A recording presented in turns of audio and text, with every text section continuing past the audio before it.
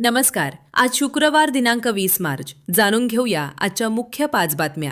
आपण ऐकत आहात मराठी अपडेट समूहाचे दररोज सकाळी 7:30 वाजता प्रसारित होणारे Marathi update morning news podcast. Shri क्षेत्र माहूर तालुक्यातील मौजे गोकुळ येथील एका विहिरीत बिबट्या पडल्याचे काल गुरुवार रोजी प्रथमदर्शी शेतकऱ्यांना आढळून आले.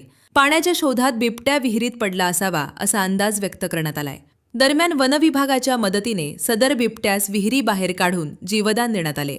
देश व राज्य पातळीवर पायाभूत सुविधा मजबूत करण्यासह सर्वसामान्यांचे प्रश्न मार्गी लावण्यासाठी शासनाकडून ठोस व धोरणात्मक निर्णय घेतले जात आहेत, असे प्रतिपादन राज्याचे मृद व जलसंधारण मंत्री संजय राठोड यांनी केले.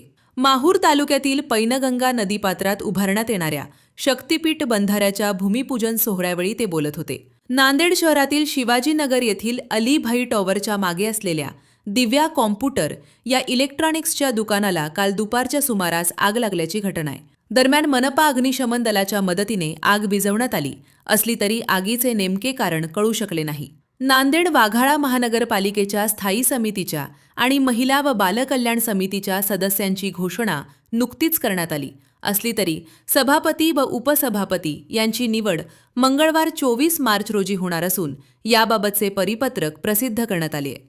जिल्ह्यातील ज्या शेतकऱ्यांची ई-पीक पाहणी अद्याप झाली नाही अशा सर्व शेतकऱ्यांनी तात्काळ आपले गावासाठी नेमलेले सहाय्यक अथवा ग्राम महसूल अधिकारी यांच्याशी संपर्क साधून मंगळवार 31 मार्चपूर्वी ई-पीक पाहणी पूर्ण करावी असे आवाहन नांदेड जिल्हा प्रशासन केले. दररोज सकाळी 7:30 वाजता Marathi update morning news podcast ऐकण्यासाठी मराठी अपडेट पॉडकास्ट यूट्यूब चॅनलला सबस्क्राईब करा. धन्यवाद.